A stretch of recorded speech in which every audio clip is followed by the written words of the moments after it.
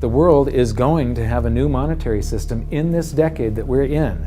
We're going to experience this huge deflationary crash around the world, and people will just lose confidence in currency. And what do they always go back to throughout history? Time after time, for the last 5,000 years actually, they always go back to gold and silver. We are entering a period of financial crisis that is the greatest the world has ever known. The wealth transfer that will take place during this decade is the greatest wealth transfer in history. Wealth is never destroyed, it is merely transferred, and that means that on the opposite side of every crisis there is an opportunity. The great news is that all you have to do to turn this crisis into your great opportunity is to educate yourself. I believe that the best investment that you can make in your lifetime is your own education. Education on the history of money, education on finance, education on how the global economy works, education on how all of these guys, the central bankers, the stock market, how they can cheat you, how they can scam you. If you learn what is going on and how the financial world works, you can put yourself on the correct side of this wealth transfer. Winston Churchill once said that the further you look into the past, the further that you can see into the future. This program is all about creating your own crystal ball, being able to gaze into the future, being able to change this crisis, the greatest crisis in the history of mankind, into your great opportunity.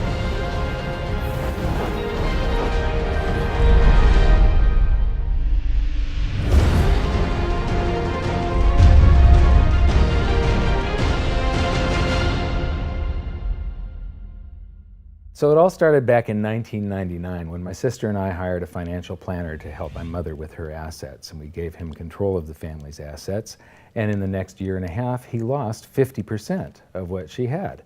You know, he would come to us every 6 months, we'd have a meeting, and he'd have this smile on his face, just ear to ear smile, going, "We did really well. The S&P lost 24% and you only lost 18." And so I fired him and I moved all of her assets to cash, and I dove into studying the financial markets, which led me into studying the economy. And when you start reading about the global economy, the people that are concerned with trade deficits and budget deficits, it's the hard money advocates, the gold community. And once I started reading them, they also write about monetary history, and then I really fell in love. Because monetary history just repeats and repeats over and over again, echoing all the way back to the beginnings of civilization.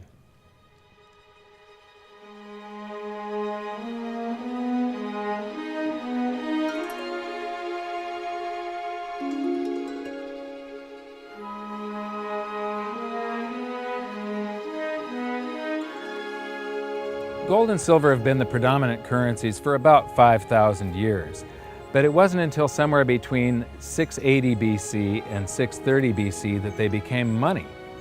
That's when they were minted into coins of equal weights somewhere in Lydia, where each coin was the same size and had the same weight. This made them interchangeable. It's called fungible. At that point, they became useful as a unit of account, a measurement. You could price a good or a service in those gold or silver coins in a certain number of them. And it was always the same for anybody whenever they were buying that good or service. But it wasn't until they made their way to the world's first free market society, the prototype of democracy, the cradle of civilization, Athens, that they exploded in use. Suddenly, money found its natural home, the free markets. Athens was the first society to have a working tax system and free markets. This enabled them to rise to the pinnacle of civilization. Their prosperity allowed them to create great works of art and achieve a level of architecture and engineering that the world had not yet seen. Here we are 2,500 years later, and people are still in awe of their achievements. It was truly a fantastic period in human history, and the Athens star shone brightly for many years. So this begs the question, what went wrong? how did such a great and powerful civilization fall? The answer lies in the same pattern that we see throughout history: too much greed and too much war. It was when the Athenians got involved in the Peloponnesian Wars, a war with Sparta, that their monetary problems began. First, they lost access to their gold and silver mines. They were also paying armies that were on foot, and they were miles and miles away from Athens. So as they pay their armies to buy goods and services from the local populations, a deflation occurs in Athens because they're sending all of their coinage out of the city. Then they started debasing their coinage to pay for the war. If you take in 1,000 coins in taxes, and then you melt those down, those gold coins, and you mix 50% copper into your gold, now you can mint 2,000 coins. So if you take in only 1,000 coins, but you spend 2,000 coins, what is that called? That is deficit spending. Athens began to do that during this war with Sparta. They also had these great public works, which were very expensive, and they finished the Temple of Athena Nike during the truce in the middle. There was a 6-year truce in the middle of this 27-year war. So they didn't stop their great public works and allow their market economy to heal from the expense of this war. As they debased their coinage, people would take the new debased coins at face value at first, until there were a whole bunch of those. And there's something called Gresham's Law, where people tend to save to keep the thing that's rare, and they spend the thing that's common into circulation first. So all of the gold and silver coins started to disappear from circulation and become quite rare, and it was just these copper coins. Suddenly, it took a whole bunch of copper coins to buy a gold or silver coin, one of those old gold or silver coins. This is the first time that gold or silver ever had a price. Before that, everything was measured in a weight of gold and silver. So a large factor in Athens' downfall was the expense of war, the expansion of empire, the debasement of their currency, the eventual inflation that was caused. You know, they minted these coins until they became nothing but flecks of copper. This was actually the world's first hyperinflation. And what it did was it financially debilitated Athens to the point where in 404 BC they surrendered to Sparta. And eventually they became nothing but a satellite of Rome. The thing that amazes me is how history just keeps on repeating and repeating and repeating, and we never learn from all of our stupid mistakes. We just repeat the same stupid mistakes over and over and over again. Today, we are doing the same thing that the Athenians did that caused the loss of their great culture. We're doing the same currency debasement. We're doing the same deficit spending, and it's for the same reasons. It's for war, and it's for great public works. The interesting thing about the Peloponnesian War was how it started. I would say one of the interesting parallels is that it started really with Athens at its height and with a level of hubris that set them down the road towards ruin. Perhaps they felt that they were, superior, couldn't make a mistake. Exactly. They knew better. Exactly. And they ended up destroying their society as a result. It's a road that we're going down today, right? I think absolutely. Yeah. There was a play written shortly after the Peloponnesian Wars about the worthlessness of the copper flecks that were their coinage at the time. So we go from gold and silver, very high value money, to a currency that has a face value. And it's the first example that I can find in history where a war and great public works were being funded through deficit spending. What you've just seen is the first recorded example of one of the most predictable hidden secrets of money, the 7 stages of empire. It's a long-term cycle that echoes throughout history right to this very day and is basically a societal pendulum that swings from quality money to quantity currency and back again to quality money. It always plays out in 7 stages. It always ends with gold delivering a knockout blow to debased currencies. And it goes like this. Stage 1. A country starts out with good money, which is either gold or silver, or it's backed by gold or silver. Stage 2. As it develops economically and socially, it begins to take on more and more economic burdens, adding layer upon layer of public works. Stage 3. As its economic affluence grows, so does its political influence, and it increases expenditures to fund a massive military. Stage 4. Eventually, it puts its military to use, and expenditures explode. Stage 5. To fund the war, it steals the wealth of its people by debasing their coinage with base metals, or by replacing their money with currency that can be created in unlimited quantities. Stage 6. The loss in purchasing power of the expanded currency supply is sensed by the population and the financial markets, triggering a loss of faith in the currency. Stage 7. A mass movement out of currency into precious metals and other tangible assets takes place. The currency collapses, and gold and silver rise in price as they account for the huge quantity of currency that was created. This process transfers massive wealth to those who had the foresight to position themselves beforehand in real money, gold and silver. You know, our monetary system basically steals from the poor and middle class and transfers the wealth to the banks. We see this throughout history, and it's just repeating over and over again. What's happening in Greece right now is basically the same thing that was happening back in 407 BC. The deficit spending to fund all of these public works and the debasement of their currency supply caused them to become nothing but a satellite of Rome. Today, they're becoming nothing but a satellite of the banks. Well, the idea of Gresham's law is simply that people are going to hold on to what's value and spend what isn't valuable. Way back in my youth, I was 11 years old when we went from a silver-based monetary system to a purely fiat system. People saw that silver was money, they got used to it, they didn't really think about it.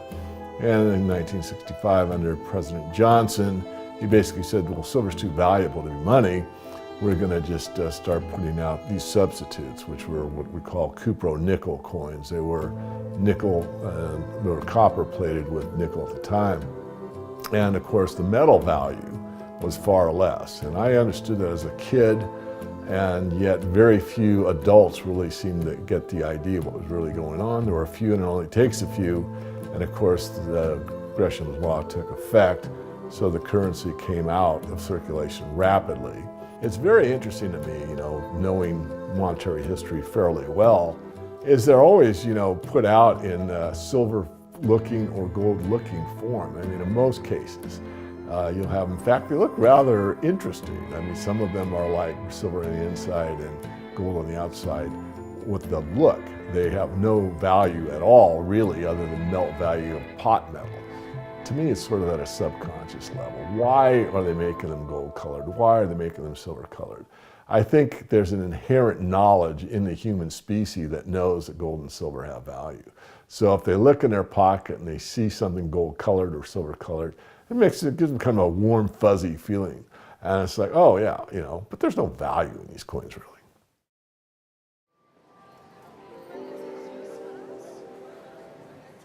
The next question is, how does this affect you? My next stop was in London, where I'd been asked to give a presentation to a group of businessmen. They wanted to understand the reason that gold had surged recently, and I explained to them that to understand gold, you have to understand monetary history. Once you see where we've come from, you can get a much clearer understanding of how the 7 stages of empire are playing out right now. We weren't allowed to show their faces, but we were allowed to film my presentation. So here it is, the last 140 years of monetary history condensed into just 10 minutes. Keep the 7 stages of empire in mind, and as you watch this, see if you can recognize the signs. Everybody thinks the US dollar is still as good as gold, and it hasn't been since 1971. This is the world monetary systems. From 1873, when Germany went on the classical gold standard, where each unit of currency is backed up by an equivalent amount of gold in the treasury. In the United States, $20 bill, $20 gold piece in the vaults. Go into any bank, slap down your currency, which was a receipt for money, a claim check on money, ask for your money, gold and silver, and they would give it to you. So So this shows this is currency, this is money. Otherwise, there was no reason for any government to store gold in their vaults and then print this currency that was backed by gold. This is what gives confidence in that, and it gives governments the ability to start this scam in the first place, where they print these receipts for gold, and then they can print more of them than gold that exists. And that happened when we got to World War I, and all the combatants stopped redemption rights. You could no longer go in the bank and trade your pounds, lira, marks, francs, no longer redeemable in gold, and they lit up the printing presses and started printing like crazy. Then between the wars, they went on something called the gold exchange standard, where currencies would be backed partially by gold. So in the United States, under the Federal Reserve Act of 1913, the Federal Reserve was allowed to put $50 worth of claim checks on gold, currency in circulation, backed up by only $20 worth of gold. So it was a 40% reserve ratio. For every $20 gold piece in the vault, they could put $50 in circulation. We're the dollars of the nation on parade. We're the biggest batch of dollars ever made. Oh, we used to march by millions, but now we march by billions, and maybe we'll be trillions for your dead. We're the dollars. Then we get to 1944. Now, during both wars, Europe paid the U.S. with gold. During World War I, the U.S. didn't get into the war until the very end of it. We didn't really have troops on the ground here in any quantity until the last 6 months of the war. So for the first 4 years or so, we're selling you, you take all of your young men off of the farms and turn them into soldiers. You take your factories that make toasters and they start making machine guns. Your factories that made cars are now building tanks. And so you turn your economy toward war, and all of your consumer goods and your grains had to be imported from the United States, and you paid us with gold.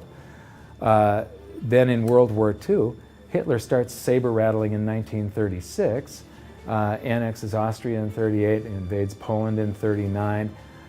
Pearl Harbor wasn't until the end of 1941. We didn't have troops on the ground until, I believe, August of 42. So again, there's like 6 years where you're paying us with your gold and we're selling you stuff. This is where Americans have this myth that war is good for the economy. War is good for the economy if you're not in it and you're selling them the tools of the trade. Yes, America's national income gets bigger and bigger. In 1943, it was $142 billion. That was double the 1939 figure, triple the figure for 1933. But by the end of World War II, the U.S. had 2/3 of all the world's monetary gold, the central bank gold, and the rest of the world had to share the other third, and Europe had none. So the world monetary system was no longer going to work. It would collapse. But we had made all these loans of dollars to Europe, so Europe was flooded with dollars. And so representatives from around the world met at Bretton Woods, New Hampshire in 1944. They came up with a new world monetary system called the Bretton Woods system, where every currency on the planet, with the exception of just a few, they would be backed by the US dollar, and the US dollar would then be backed by gold at $35 per ounce. This gave confidence to all currencies. So this gave the world stability, and it pegged all the world's currencies to each other through the dollar to gold. So there was no such thing as the Forex. Currencies didn't float. The exchange rates were fixed year after year, and this helped to make world trade boom. Then the dollar standard starts because we kept on printing dollars. Under the Bretton Woods system, there was no reserve ratio established where the US actually had to have a certain amount of gold for how many dollars we created. So we had done a bunch of deficit spending for Korea, for Vietnam, for Johnson's Great Society, and expanded the currency supply, the amount of paper dollars in circulation, and exported them all over the world. And then in the 60s, Charles de Gaulle, president of France, realizes that we don't have the gold to back up the dollars. Le fait que beaucoup d'États acceptent par principe des dollars au même titre que de l'or entraîne les Américains à s'endetter, et à s'endetter gratuitement vis-à-vis de l'étranger, car ce qu'ils lui doivent, ils le lui payent avec des dollars qu'il ne tient qu'à eux d'émettre. Nous estimons nécessaire que les échanges internationaux soient établis comme c'était le cas avant les grands malheurs du monde, sur une base monétaire indiscutable et qui ne porte la marque d'aucun pays en particulier. Quelle base? En vérité, on ne voit pas qu'il puisse y avoir réellement de critères, d'étalons autres que l'or. And he starts asking, France asks for their gold and trades in the dollars. And at that point, other countries saw this and start jumping on board. And the U.S. lost 50% of its gold from 1959 to 1971. But we still had, in 71, about 12 times more dollars that we had created than there was gold. And this run on the bank, basically, the U.S. now being the bank, this is a giant worldwide bank run, because the U.S., for the second time, had committed a fraud and created more receipts for gold than there was gold. It's that simple. Then finally, the markets sort of sensed this. And Nixon was forced to take us off the gold standard, because if he had paid out gold until it got to zero, once we couldn't pay on some of those dollars, the entire worldwide monetary system would have collapsed. I have directed Secretary Connally to suspend temporarily the convertibility of the dollar into gold or other reserve assets, except in amounts and conditions determined to be in the interest of monetary stability and in the best interest of the United States. In full cooperation with the International Monetary Fund and those who trade with us, we will press for the necessary reforms to set up an urgently needed new international monetary system. And on August 15th, 1971, all the world's currencies became fiat currency. I don't know why the rest of the world didn't rush out and hang him, but they didn't. They just all went along with this. To our friends abroad, I give this assurance.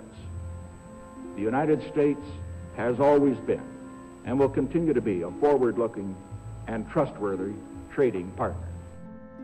There have been thousands upon thousands upon thousands of fiat currencies throughout history, and there isn't one that survived. It is a 100% failure rate. And we started this experiment where all the world's currencies would be fiat currencies simultaneously in 1971. But what we have here, 30 to 40 years, different monetary system, 30 years, 28 years, 39 years plus, what's next? The world is going to have a new monetary system in this decade that we're in. We're going to experience this huge deflationary crash around the world. The world will probably end up on some sort of new monetary system, probably after governments try and print their way out of this and cause hyperinflations of all the currencies, and people will just lose confidence in currency. And what do they always go back to throughout history? Time after time, for the last 5,000 years actually, they always go back to gold and silver. In a world of floating currencies, and that's what all national currencies are today, they bob up and down relative to each other, but they're all sinking relative to gold. That includes the dollar as well as the euro and the British pound and all the others. They're going to continue to lose value, continue to lose purchasing power. Personally, I don't think there's any way of avoiding what is coming. There's no way to fix it right now. There's only a way to either let it wipe you out or to benefit from it. And I want to make sure that it's not just a few of the big investors in the world that are ending up with all the cookies. I want to make sure that there's as many small investors as possible that are benefiting from it, because that's what makes society run. Middle class, small investor. One of the biggest challenges for human beings is that physiologically we are designed to operate in recency. You know, the fight or flight response is literally in my cells, literally. And so that when I'm in the wild, it's about I need to look for something to eat or make sure I don't get eaten. And how that translates into the modern world is that we think only about what's happening immediately in front of us. And so we think a long time is last week. In the world of YouTube and Facebook and instant messaging, we think 3 seconds is a long time. Like, did you get the post already? I already posted it. And the reality is, if you look at history, and I don't mean a week, I don't mean a month, I mean decades, I mean 100 years, I mean a couple of 100 years, I mean more than a couple of 100 years, you can start to see some patterns. You can see some things that are going on because history repeats itself. There are some trends and there are some movements that you can learn from. And you literally have to go outside of your human instincts to look at history, because we just want to focus on right now, because as I said, that's about either eating or being eaten. So we've got to go beyond that, and that means not just focusing on the here and now, but learning some real powerful stuff from what's happened, because there just might be some indicators there as what's going to happen in the future. Now, the 7 stages of empire, just as a reminder, started with sound money, and then a country adds layers of public works and social programs, and then develops a massive military, and then puts that military to use, and to pay for the war, it debases its currency supply, which causes a loss of faith in the currency, which then leads to a currency crisis, and gold does an accounting of the expansion of that fiat currency supply that happened over all those years of the first 5 stages. We are in the 6th and beginning the 7th stage. Gold started the accounting in the year 2001. It was $250 then, but we're still in the very early stages of this.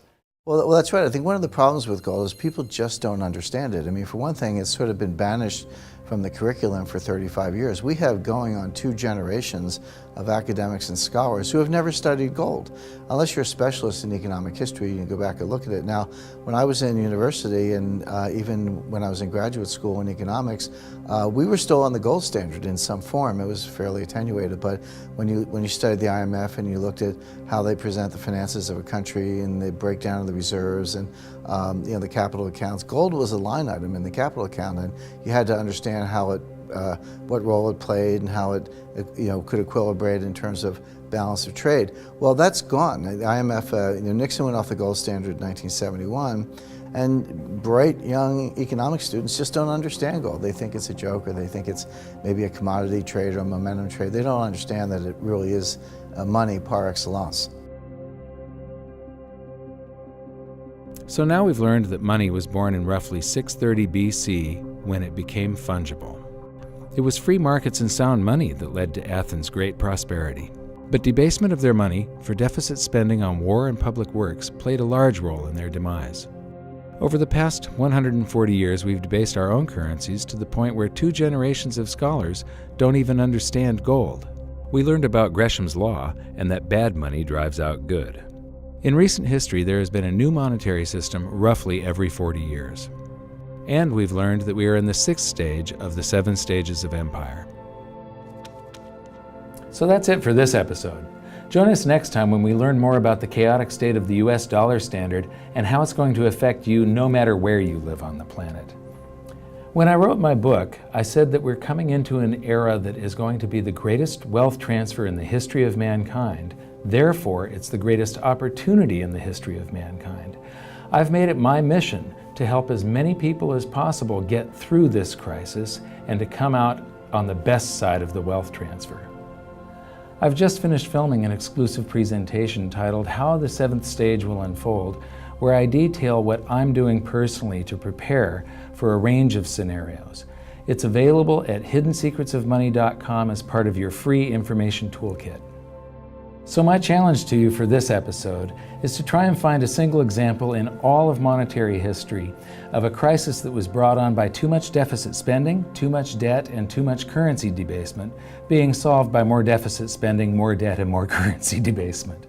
Until then, good luck, and I'll see you at the bonus presentation at hiddensecretsofmoney.com. Thanks. You bet. There is no other side. You either silver and gold or you're doomed. That's exactly the way the world is always working. That's the way it's working right now. Turn on the television, watch the price of gold. Look at the dollar going down, gold's going up, silver's going up. That's exactly the way it's always worked, and it's always worked that way, and it's working that way now. And why is anyone surprised? Why is it? I'm surprised it's always worked like that. For the past 5,000 years. That's right, 5,000 years in a row, it's worked exactly that way. It's happening that way now. And ooh, wait a minute here. Weird. Beyond weird. Mike Maloney's Hidden Secrets of Money is made possible by the clients of goldsilver.com. Your continued loyalty and support allows us to educate the public on how to both protect themselves and benefit in the turbulent times ahead. To all goldsilver.com customers, thank you. Hidden Secrets of Money would not be possible without you.